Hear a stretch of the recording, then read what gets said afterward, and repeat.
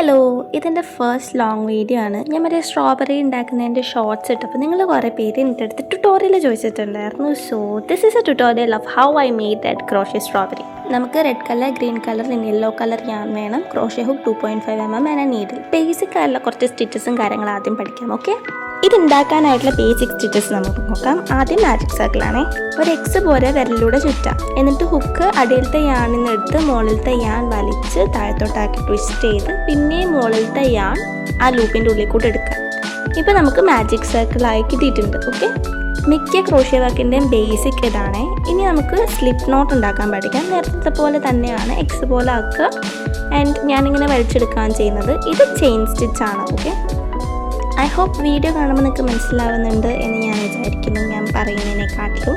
ഇനി അടുത്തത് single crochet ആണ്. ആദ്യം സ്റ്റിച്ചിൻ്റെ ഉള്ളിൽ കൂടെ ഹുക്ക് എടുക്കുക, എന്നിട്ട് യാൺ പുറത്തേക്ക് വലിക്കുക. ഇപ്പോൾ 2 ലൂപ്പ് ഉണ്ടല്ലോ, എന്നിട്ട് ഈ 2 ലൂപ്പിലൂടെയും പിന്നെയും യാൺ വലിച്ച് പുറത്തേക്ക് എടുക്കുക. This is single crochet or SC. HDC അല്ലെങ്കിൽ ഹാഫ് ഡബിൾ ക്രോഷ്യ ചെയ്യാൻ വേണ്ടി ആദ്യം നമ്മളൊന്ന് ഹുക്കിലൂടെ ചുറ്റുക യാൺ, എന്നിട്ട് നേരത്തെ പോലെ തന്നെ സ്റ്റിച്ചിൻ്റെ ഉള്ളിൽ കൂടെ എടുത്തിട്ട് പുറത്തേക്ക് എടുക്കുക. അപ്പോൾ നമുക്ക് 3 ലൂപ്പ് ഉണ്ടാവും. ഈ 3 ലൂപ്പിലൂടെയും യാൺ എടുത്ത് ഉള്ളിൽ കൂടെ വലിക്കുമ്പോഴാണ് half double crochet stitch form ചെയ്യുക. ഇനി ഡിക്രീസ് സ്റ്റിച്ച് എങ്ങനെയാണ് ചെയ്യുന്നതെന്നാണ്. അപ്പോൾ നമുക്ക് front loop and back loop ഉണ്ട്. ഈ കാണിക്കുന്നതാണ് ഫ്രണ്ട് ലൂപ്പ് എന്ന് പറയുന്നത്, ഇത് ബാക്ക് ലൂപ്പാണ്. ഡിക്രീസ് സ്റ്റിച്ചിൽ ഫ്രണ്ട് ലൂപ്പ്സ് മാത്രമാണ് യൂസ് ചെയ്യുക. ആദ്യത്തെ ഫ്രണ്ട് ലൂപ്പിലൂടെ ഹുക്ക് എടുത്തു, എന്നിട്ട് സെക്കൻഡ് സ്റ്റിച്ചിൻ്റെ ഫ്രണ്ട് ലൂപ്പിലൂടെ ഹുക്ക് എടുത്തു. ഇപ്പോൾ ഹുക്കിൽ ടോട്ടൽ 3 ലൂപ്പ്സ് ഉണ്ടാവും. ഇനി യാൺ ഓവർ ചെയ്തിട്ട് ഹുക്കിലത്തെ ആദ്യത്തെ 2 ലൂപ്പിലൂടെ വലിച്ച് പുറത്തേക്ക് എടുക്കുക. ഇപ്പോൾ 2 ലൂപ്പ് ഉണ്ട്. ഇനി പിന്നെ യാൺ ഓവർ ചെയ്ത് 2ലൂടെ എടുക്കുക. അപ്പോൾ അത് ഡിക്രീസ് സ്റ്റിച്ചായിട്ട് നമുക്ക് കിട്ടി.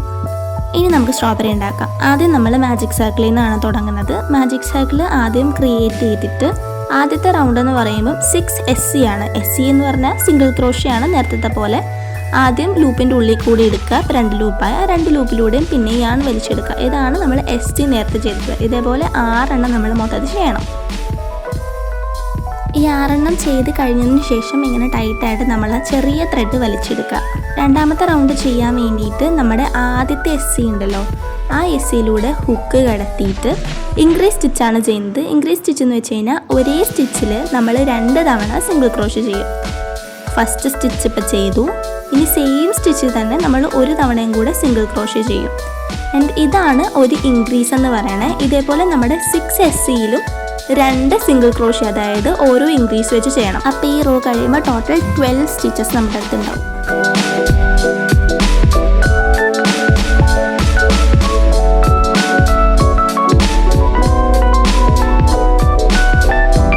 നമ്മുടെ മൂന്നാമത്തെ റൗണ്ട് തുടങ്ങി. മൂന്നാമത്തെ റൗണ്ടിൽ നമ്മൾ ടോട്ടൽ 12 SC ആണ് ചെയ്യുന്നത്. അതായത് ഇപ്പോൾ നമ്മൾ ഇൻക്രീസ് ചെയ്തപ്പോൾ നമ്മുടെ കയ്യിൽ മൊത്തം എത്ര സ്റ്റിച്ചസ് ഉണ്ട്? 12 ഉണ്ട്. ഈ 12 സ്റ്റിച്ചിലും ഓരോ സിംഗിൾ ക്രോഷ്യ വെച്ച് നമ്മൾ ഫില്ല് ചെയ്യണം. ഈ പിന്നെന്ന് പറയുന്നത് ഞാൻ സ്റ്റിച്ച് മാർക്കറായിട്ടാണ് യൂസ് ചെയ്യുന്നത്. സ്റ്റിച്ച് മാർക്കർ എന്ന് വെച്ച് കഴിഞ്ഞാൽ നമ്മുടെ ഫസ്റ്റ് സ്റ്റിച്ച് മാർക്ക് ചെയ്യാൻ വേണ്ടിയിട്ടുള്ളതാണ്. അപ്പോൾ നമുക്ക് കൗണ്ട് തെറ്റിയാലും അവിടെ നിന്ന് എണ്ണി നമുക്ക് കംപ്ലീറ്റ് ആക്കാം.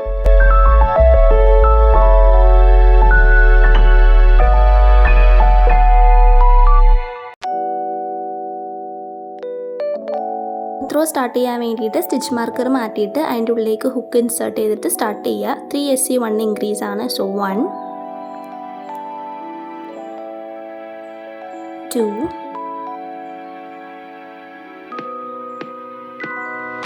3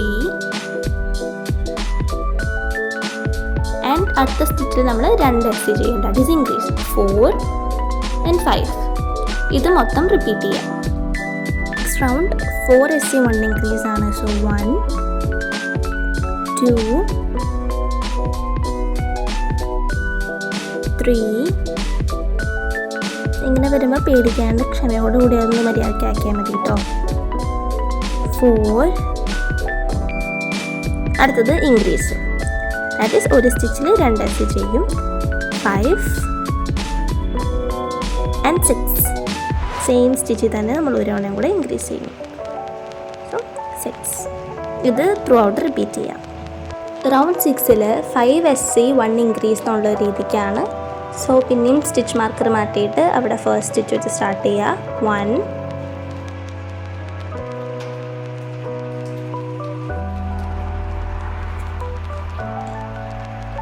2 3 4 5 അടുത്തത് ഇൻക്രീസ് സ്റ്റിച്ചാണ്. സോ 6 and 7 ഒരേ സ്റ്റിച്ചിലായിരിക്കും. 6 സെയിം സ്റ്റിച്ചിൽ 7. ഇത് റിപ്പീറ്റ് ചെയ്യാം.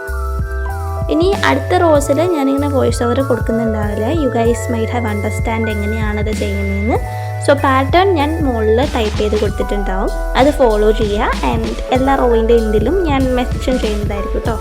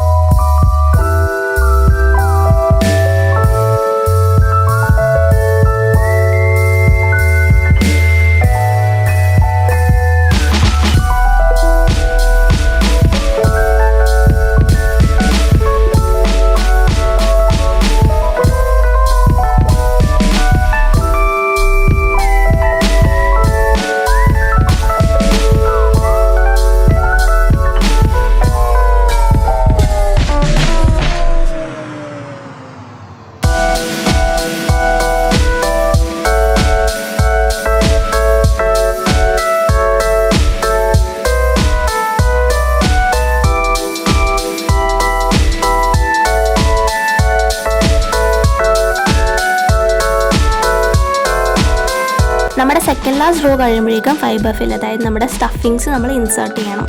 എന്നിട്ട് നമ്മുടെ ലാസ്റ്റ് റോ, അതായത് 6 ഡിഗ്രീസ് ആണ് മൊത്തം, അതും കൂടെ ചെയ്യാം.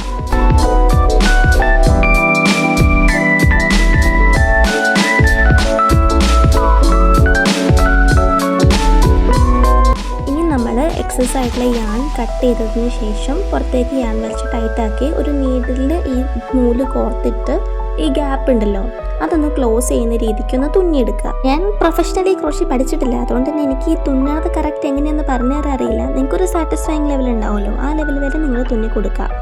ലാസ്റ്റ് ഈ നൂല് പെട്ടെന്ന് അഴിഞ്ഞു പോകാതിരിക്കാൻ വേണ്ടി ഞാൻ എന്താ ചെയ്യണമെന്ന് വെച്ച് കഴിഞ്ഞാൽ ഒരു നോട്ട് പോലെ ഇട്ട് കൊടുത്തിട്ട് ഈ ത്രെഡ് ആ സ്ട്രോബെറിയുടെ ഉള്ളിലേക്ക് ഈ കാണിക്കുന്ന പോലെ കയറ്റി ഇറക്കും. എന്നിട്ട് ഇവിടുന്ന് അത്യാവശ്യം ടൈറ്റായിട്ടൊന്ന് വലിച്ചിട്ട് നമ്മൾ സാധാരണ കട്ട് ചെയ്യുന്ന പോലെ കട്ട് ചെയ്യുമ്പം അത് സ്ട്രോബെറിയുടെ ഉള്ളിൽ തന്നെ ആ നൂല് നിന്നോളും, പെട്ടെന്ന് അഴിഞ്ഞൊന്നും പോകത്തില്ല. അടുത്തത് ലീഫാണ്. ഇവിടെ ഞാൻ വോയിസ് ഓവർ കൊടുക്കുന്നില്ല, മുകളിൽ ടൈപ്പ് ചെയ്ത് കൊടുത്തേക്കാം, അത് ഡയറക്റ്റ് ഫോളോ ചെയ്താൽ മതി കേട്ടോ.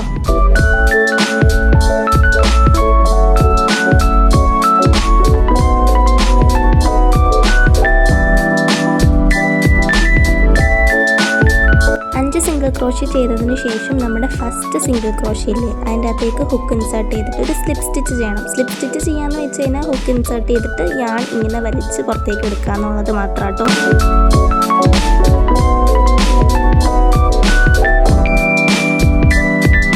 ഈ 8 ചെയിൻ കംപ്ലീറ്റ് ആക്കി കഴിഞ്ഞാൽ ഹുക്കിൽ നിന്ന് രണ്ടാമത്തെ സ്റ്റിച്ചിലോട്ട് ഇൻസേർട്ട് ചെയ്തിട്ടാണ് നമ്മുടെ എസ്സീസ് സ്റ്റാർട്ട് ചെയ്യേണ്ടത് കേട്ടോ.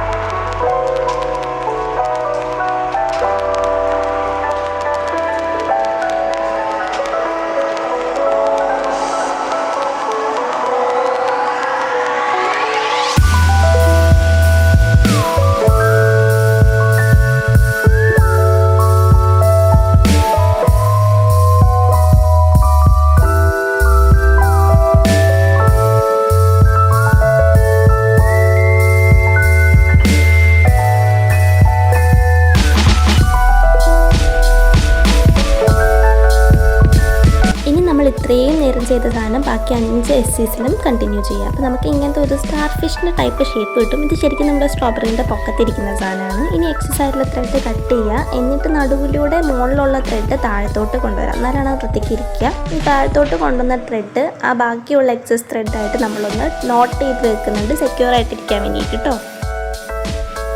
ഇനി സ്റ്റെം ഉണ്ടാക്കാൻ വേണ്ടിയിട്ട് 25 ചെയിൻ നമ്മൾ ക്രിയേറ്റ് ചെയ്യുക. എന്നിട്ട് 25 ചെയിൻ ഉണ്ടാക്കിയതിന് ശേഷം നേരത്തെ ചെയ്ത പോലെ രണ്ടാമത്തെ ചെയിനിൽ നിന്ന്, അതായത് ഹുക്കിൽ നിന്ന് രണ്ടാമത്തെ സ്റ്റിച്ചിൽ നിന്ന് ഫുൾ എസ്സീസ് താഴത്തോട്ട് കൊണ്ടുവരാം, അതായത് സിംഗിൾ ക്രോഷീസ് താഴത്തോട്ട് ചെയ്ത് കൊണ്ടുവരാം.